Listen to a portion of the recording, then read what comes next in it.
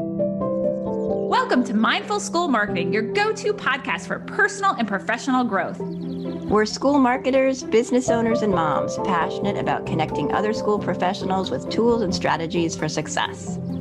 We love solving problems, exploring new ideas, and thinking outside the box. Let's transform your school and life starting right now. Transform your school's admissions and marketing with Inquiry Tracker, the ultimate solution for managing inquiries seamlessly. Discover how you can make your admissions process more efficient and effective with this leading solution. Welcome to Mindful School Marketing. I'm Tara Clays. And I'm Aubrey Bursch. Today, we're joined by Chuck English. Chuck partners with independent schools to achieve enrollment and other strategic goals by developing powerful messaging and marketing initiatives. Through his firm, English Marketing Works, he has successfully worked with dozens of schools in the United States and Canada. Chuck is an accomplished speaker, delivering presentations at numerous national and regional conferences, and is the author of numerous ebooks on school marketing. We're so delighted to have you, Chuck, here with us today. Welcome. Thank you so much. It's great to be here. And it's great to have you. Nice to see you. It was great to see you in person and now virtually here today. So yeah. You recently spoke at the Small School Leaders Conference that Aubrey ran about market differentiation. So that's what we want to talk to you about today.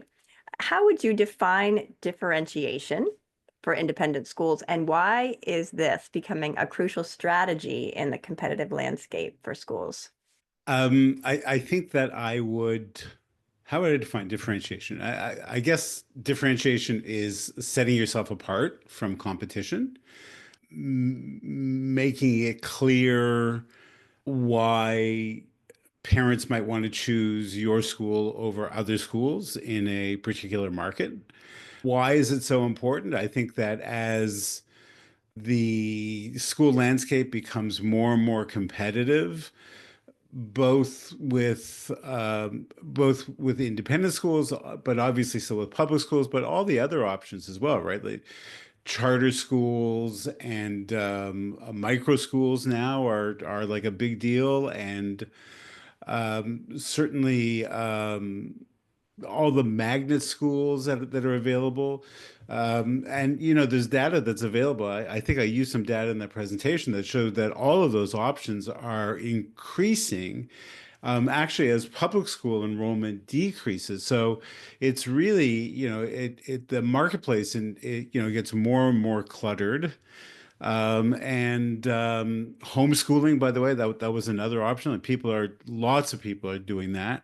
So I think that it's really important for schools to be able to set themselves apart and to allow parents to be able to understand what makes one school different from another. This is like a really juicy topic. I'm like excited to talk about this. I mean, I heard your presentation before, but I could talk to you about this for hours. So yes, as you mentioned, there are so many different options out there for parents. So how do you stand out? How do you differentiate yourself in the market? And one of the things I'd love to hear like your thoughts on is like, there's obviously an importance of parents understanding what value a school has to offer, right? But how can schools better understand and communicate these things to parents to strengthen their position in the market and to stand out and differentiate themselves? I think this is a huge factor as we're moving forward. I think that, first of all, I think I would answer that in two ways. One is that I think that schools need to kind of dig deep when it comes to some of this, and to really think about what makes them what they are, who they are, what the essence of the school is, and how that might be different than the school down the road. But the other thing, and this was something that I talked about in that presentation, and that I still think about a lot, which is that, and it was based on something that I had read, and it's so powerful, which is that, the point of marketing a school is not just to sort of be a kind of bullhorn and tell everybody in the world about what it is that you have to offer, but rather it's to find the parents who already value what it is that you're offering. And that's such a powerful concept. I mean, because it still means you need to understand yourself as a school, but it also means that now your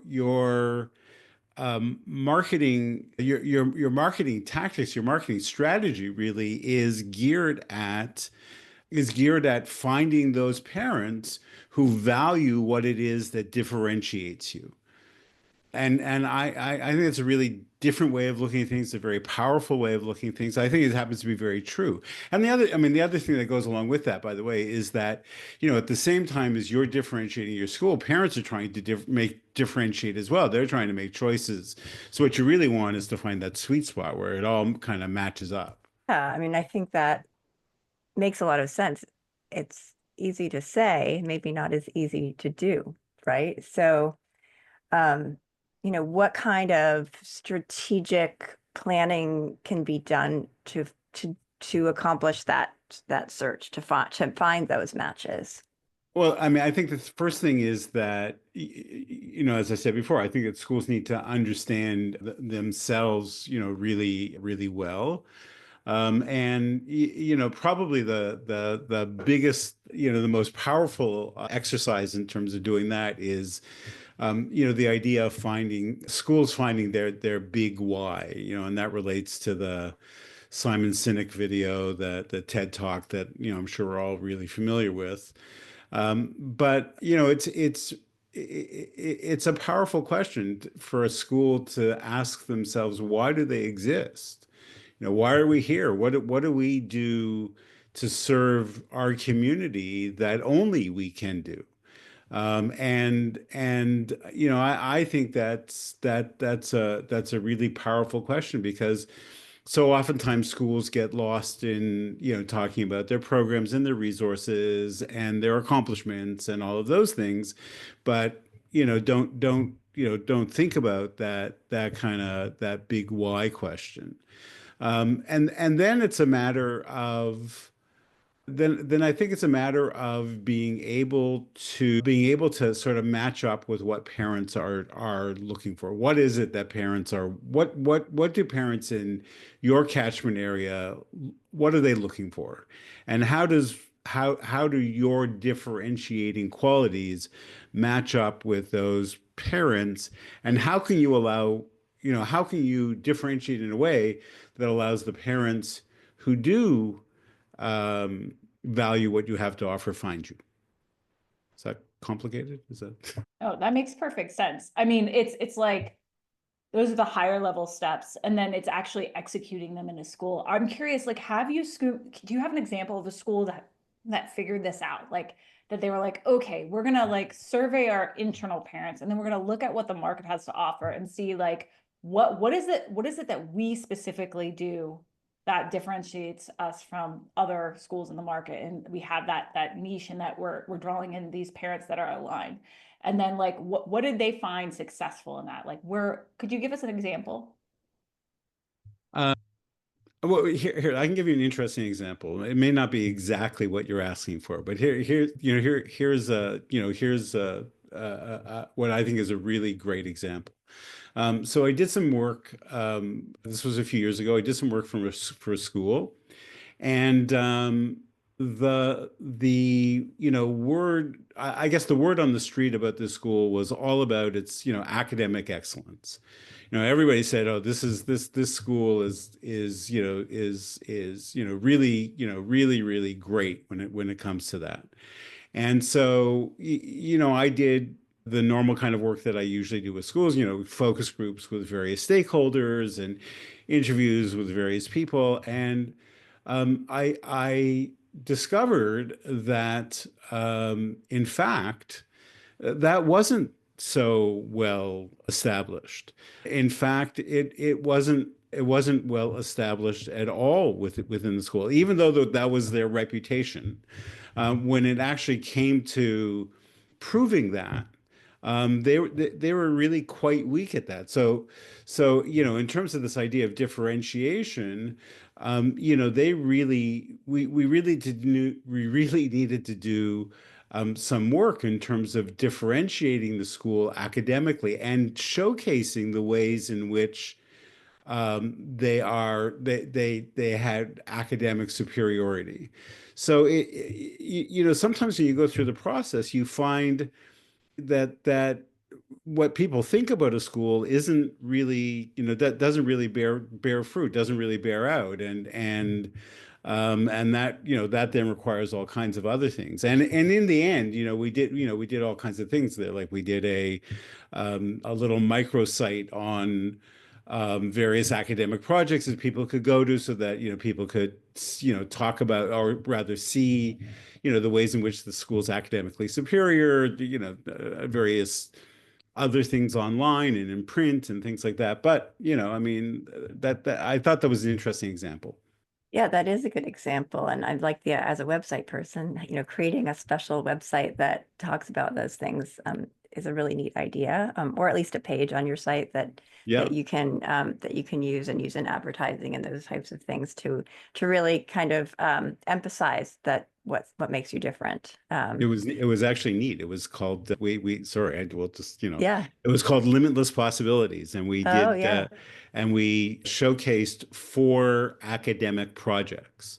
And because we were doing it online, you were able to include video and other resources and PDFs and all kinds of things with it. So parents looking at this could get a really robust kind of look at what was really going on academically. So it was neat. Yeah, cool. I'm going to pivot and ask in the presentation that you did for the conference, the jobs to be done framework. Could you talk a little bit about that and what that is and how schools can apply this to better understand what parents are seeking for their children's education? Sure. So the jobs to be done framework, that that way of looking at the world, was originally developed by Clay Christensen, who was a professor. He unfortunately, I think he is since passed away, but he's a was a professor at Harvard, and he developed this for business, and it was a way for businesses to be able to think about how they could meet the needs of their customers by thinking about the jobs that customers want these businesses to do. And so, and then what happened was that NIS adapted that to schools, and they came up with 4, the 4 jobs that they said that schools can do in order to meet the needs of parents. And it was based on, that was based on a fair bit of research that they did. They did a whole bunch of interviews about that.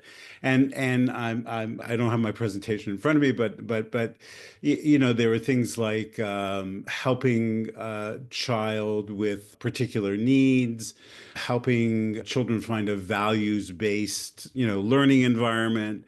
I mean, those kinds of things. The interesting thing is that, if you really look into the jobs to be done kind of rubric, there are people that have written about other kinds of jobs to be done, and that really, and I didn't talk about this in my presentation. I suppose I could have, but the reality is that schools don't have to limit their jobs to be done analysis to just the 4 NIS jobs to be done, because it kind of makes sense that in different markets and different communities, parents might be looking for schools to do different jobs.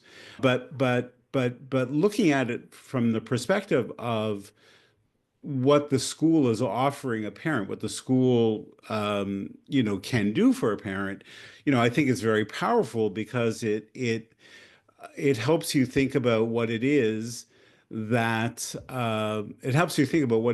parents are looking for. And going back to that idea that that I began with, which is this idea of finding the parents who value what you're looking for. By knowing what parents want, you can now you can differentiate your school in a way that's more meaningful.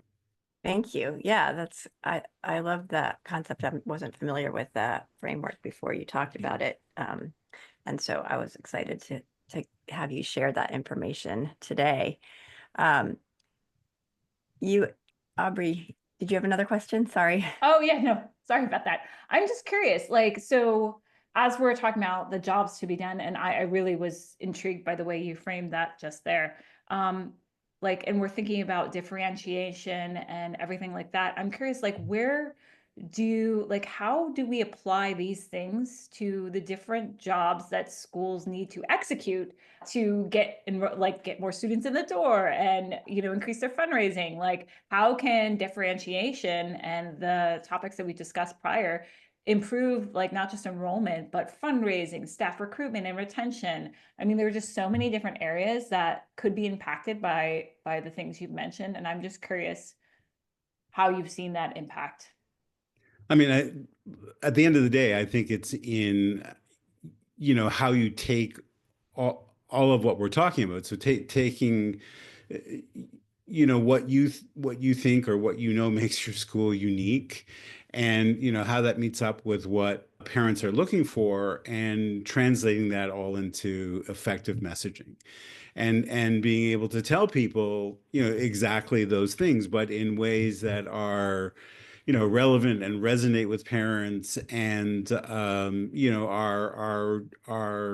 developed in ways that, speak to parents' needs or to donors' needs. You're and Aubrey, I think you're 100% right, which is that, this is all stuff that is as important to fundraising as it is to recruitment. And the other thing I would say is that, it's as important to retention as it is to recruitment, because in another presentation that I've done, I told the story of a fifth grade parent that once, came to visit me when I was working in a school, and I, had all this marketing material kind of laid out on the table that I was working on. And she walked in and she said, "Oh, that's so interesting. I don't really remember why I chose this school." And I thought, "Oh, this is not good. Like, this is really, really not good." Because your current parents are obviously the source of word of mouth. They're out talking to prospective parents, and if they don't know why they chose the school, they can't tell somebody why they chose the school. Then obviously that's a problem. And so, I guess the point is that you need to differentiate to current parents as much as you do to prospective parents, because you need them to understand what makes that school, your school, different, in the community, and like I said, and to be able to communicate that to other people. So, it differentiation has applications to all kinds of things, and I think you mentioned recruiting faculty, and look, these days that's a huge issue, right? I mean, if you read if you read so much of what you're reading, it's difficult, it's expensive. I just read a blog post that said it's costing $15,000 to recruit, and this was for a public school board, but $15,000 to recruit each individual faculty member. So, differentiation I think it makes a big difference there, because you want to make sure that the teachers that you're hiring, match up with your values and what makes your school unique in order for them to be successful. And then the other thing is I think that if you're well differentiated as a school, if a prospective faculty member can look at your website, or whatever, your social media profiles, and be able to understand what makes your school unique, I think that makes you more attractive, as a school. So there's lots of different applications to differentiation. Yeah. I want to talk about competition, because differentiation means how you're different from everybody else. So what process do you recommend for schools to realistically assess their competition and discover their unique points of difference in comparison? I think the first step that I would recommend is to be honest. I would say, to be brutally honest. I mean, there are things that other schools do better than your school. There's no question about that. And you have to be willing to recognize that, and you have to be willing to take that into consideration. So I think that being honest and open about it is really important. And if you can't do that yourself, which is entirely possible, it's hard to do, then you need to talk to people, and that could be that could be parents. Parents, might have a good grip on what the word on the street is about your school. So, you need to be prepared to listen to them. But I mean, you might want to talk to parents. You might want to look at obviously, various school review sites and parent Facebook pages and or social media, profiles for parents, all these parents groups, whatever. There's lots of ways of doing that, but I think it starts with that. I think it starts with a kind of understanding of what you do best and what other schools do best. I actually did this in this presentation. So it's like this triple Venn diagram. So the idea is that if you know what you do best and then you know what other schools do best and you know what parents are looking for, then what you really want to try and find is what you do best that isn't what the other schools do best and that is what parents look for. And if you can do that, you can find that bit of differentiation. But like I said, I think it starts with a really eyes wide open view of the marketplace, and sometimes that can be difficult. But if you can't do that, then it's going to be really hard. That's so, and I love that kind of this conversation here, because as a school leaders, sometimes we're like, oh yeah, we're like the best at this in the marketplace. But when you pull the data, whether you're looking at like why people aren't attending your school, or you're surveying new parents about like which schools they were were contenders in their search, and you're pulling that data, and then you're doing that honest look, like you were talking about, like honest, let's be honest, they're kind of finding out like maybe they're not the best at that thing. And also there's this kind of expectation that we need to compete on every level with the school Mhm. down the street.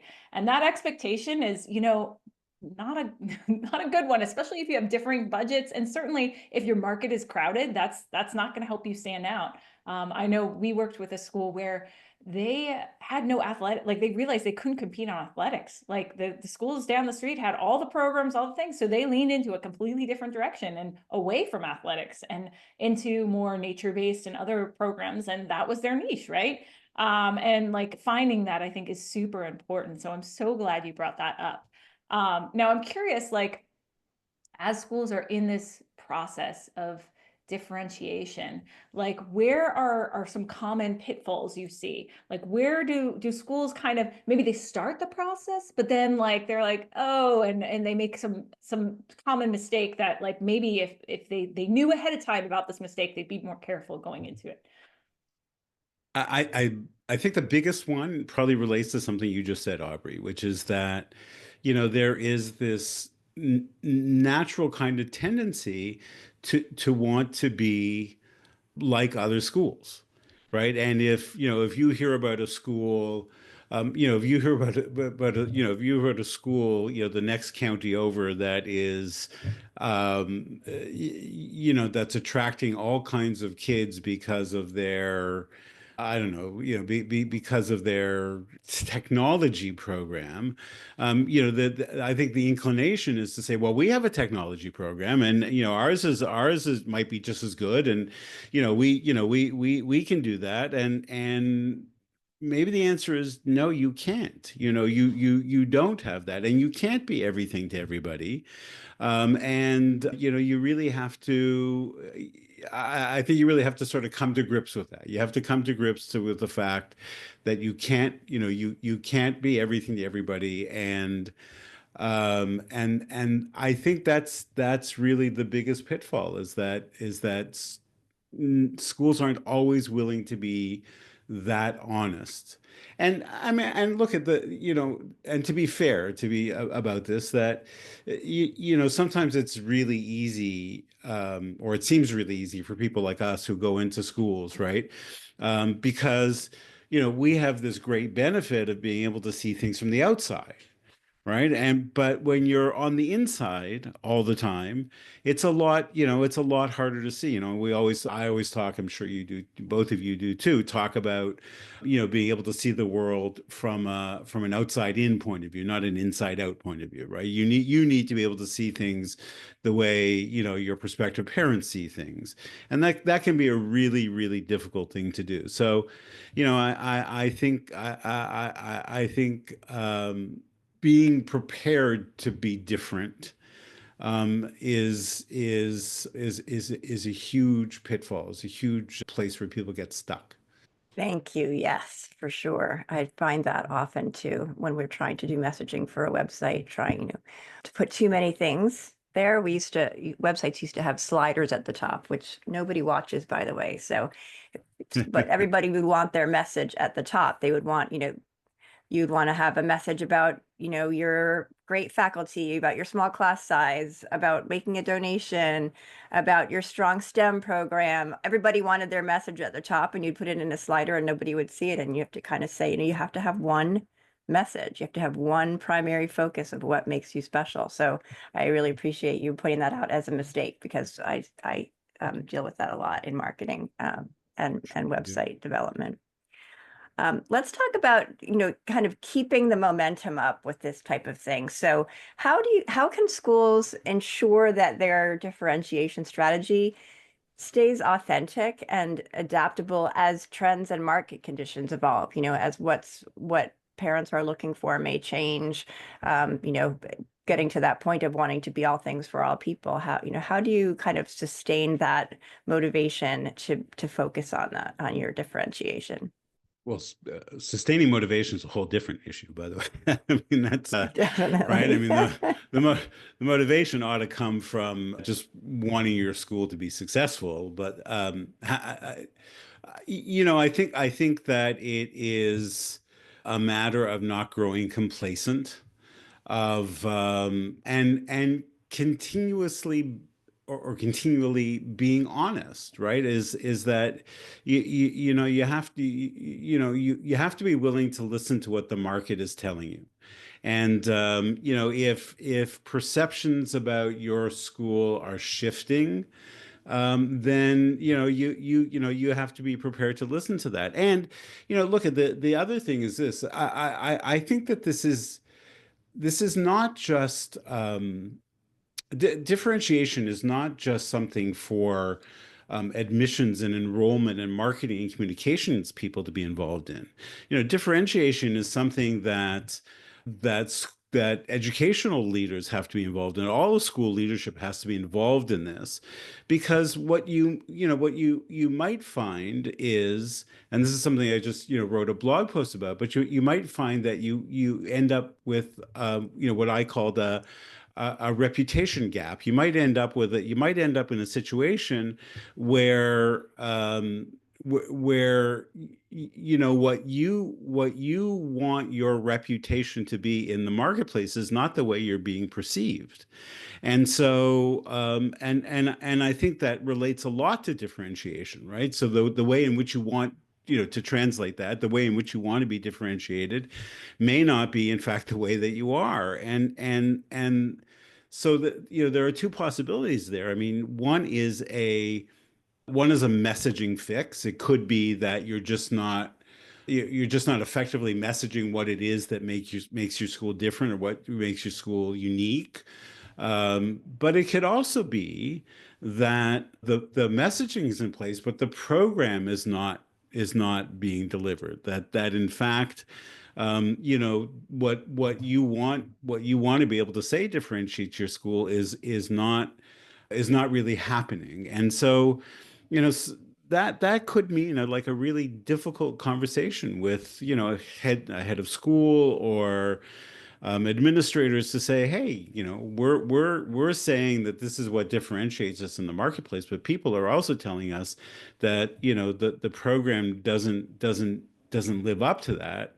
We need to do something about that. Either you need to change and say, okay, maybe that's not what differentiates us, or if you want to double down on that, then you got to make sure that the program, speaks to that. So it can, I mean, it can lead to some difficult, but I think ultimately very productive conversations in a school. But it does highlight the fact that differentiation is a holistic kind of activity, I think. Absolutely. I mean, I've seen that so many times where the schools really want this one thing to be their factor, but actually what they say they're good at is not something they're good at. Right. And they have to have those difficult conversations, and they have to be mindful about, how to proceed, which leads me straight into our next question.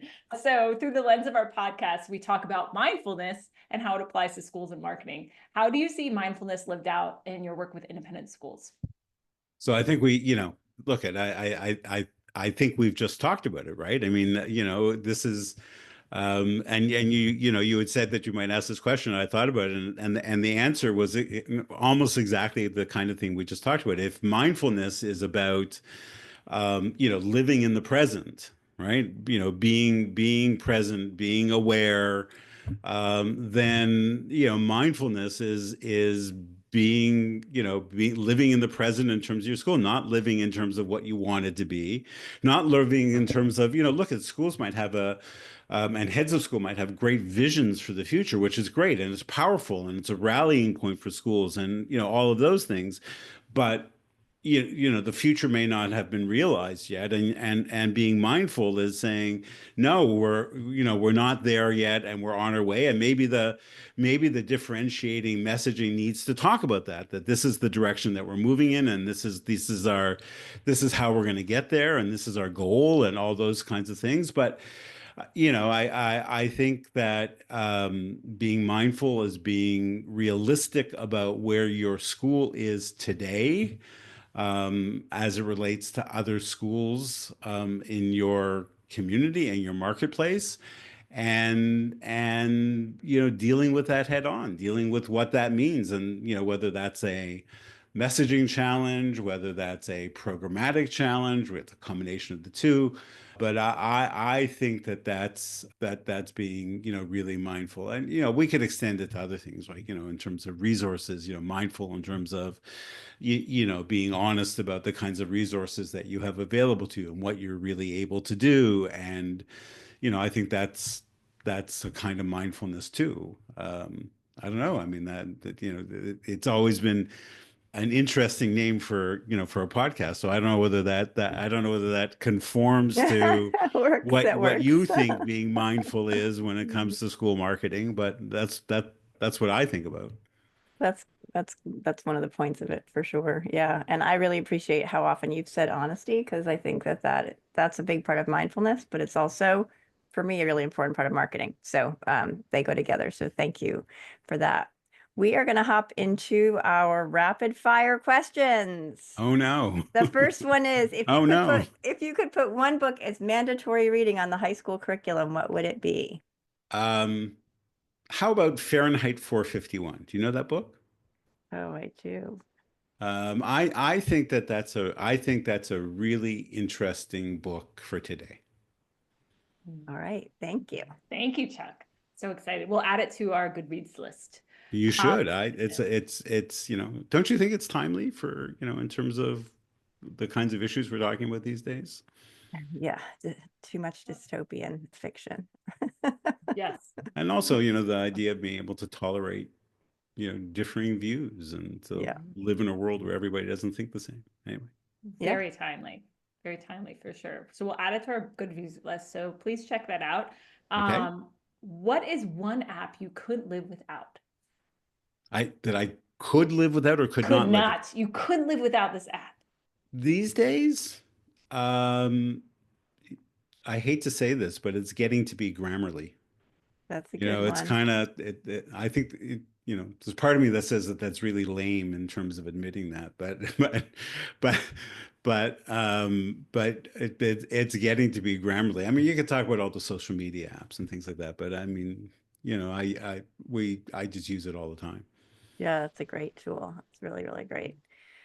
Okay, the next question is also a book question. What are you reading right now? I'm reading a bunch of, but I'm reading this interesting book called it's an older book. It's called Service Fanatics. It was written by a guy named, I think his first name is Dan Merlino, from the Cleveland Institute, and Cleveland Clinic, sorry, Cleveland Clinic. And he talked about it's really his journey with the hospital in terms of making them more customer focused. And I think it's I've been going through it and highlighting things and bookmarking things. I'm out. There's a blog post in there or something in there for sure, but I find it really interesting because I think that I just said this in an exchange about on LinkedIn that I think that the medical field, the medical profession has some interesting parallels, I think, to schools, because I think so often, well, less often these days, but too often schools think that by offering good customer service or thinking about their parent experience, that necessarily goes hand in hand with the customer is always right. That it goes hand in hand with parents then dictating what is going to be taught in a classroom and how it's going to be taught, and what the educational policy at a school is. And I don't think that that's what parents expect when they expect a good experience and good service. And in the same way that I think that, patients in a hospital don't equate, a good patient experience, a customer experience with having the ability to second guess a doctor and to say to a doctor, no, no, no, I disagree with that, or this is the way you ought to do your job. I don't think people want to do that, but I think people still want to, be taken care of. And so this book really talks about that, and I thought it's really interesting. And then the other parallel is that, oftentimes in a hospital environment, as in a school environment, is that the customer isn't always the one receiving the service, right? So, you could have a child who's a patient in a hospital. The parent is paying for that. So the parent's the customer, even though somebody else is receiving the service, and that's obviously very true of schools as well. So anyway, it's an interesting book. I would recommend it. I'm definitely reading that. I love looking at other industries, and Yeah. then like I would be doing the same thing, Chuck, highlighting and being like, oh, this is interesting. How is this parallel to independent schools? And I did read your LinkedIn post. So if you don't follow Chuck on LinkedIn, definitely follow him. That was a great post. That Very, was, I mean, very and that was so, by the way, just as an aside, to me, that was so unbelievable.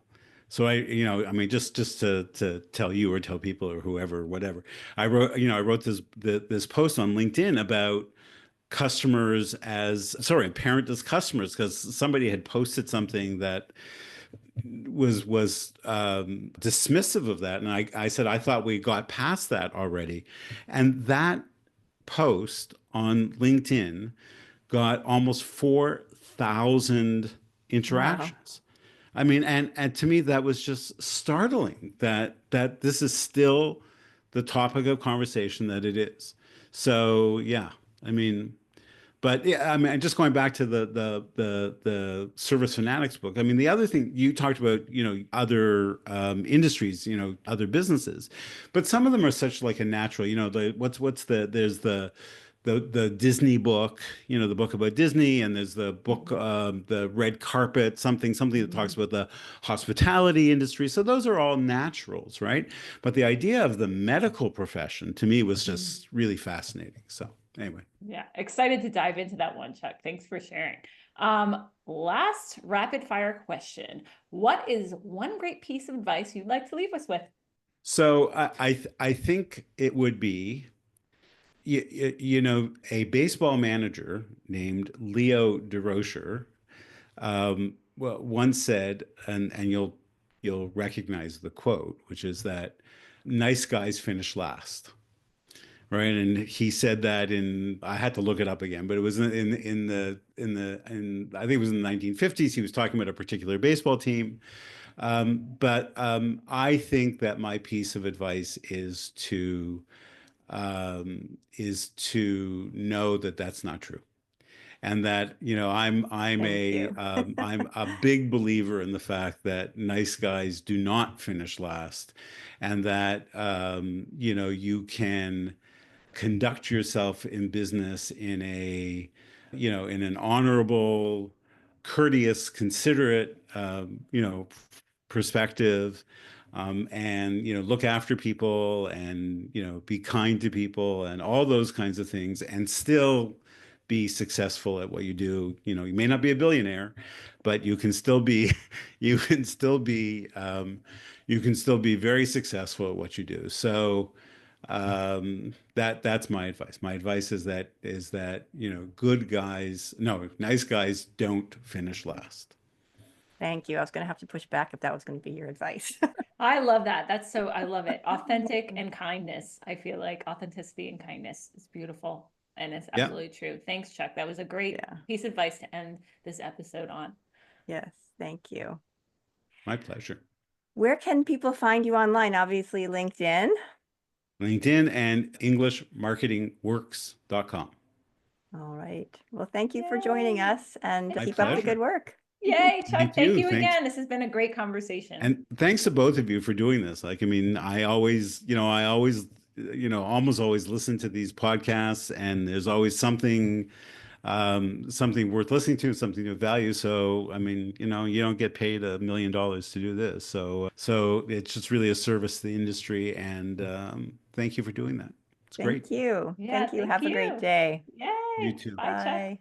This episode is brought to you by Enquiry Tracker. We believe that every inquiry is an opportunity, and with Enquiry Tracker, you can unlock the full potential of your school's enrollment journey. Say goodbye to missed opportunities and hello to a streamlined admissions process that prioritizes efficiency and effectiveness. Discover the leading solution for school admissions and marketing. Visit inquirytracker.net to book a personalized demo today. That's inquiry with an E, tracker.net. Thanks for joining us on the Mindful School Marketing Podcast.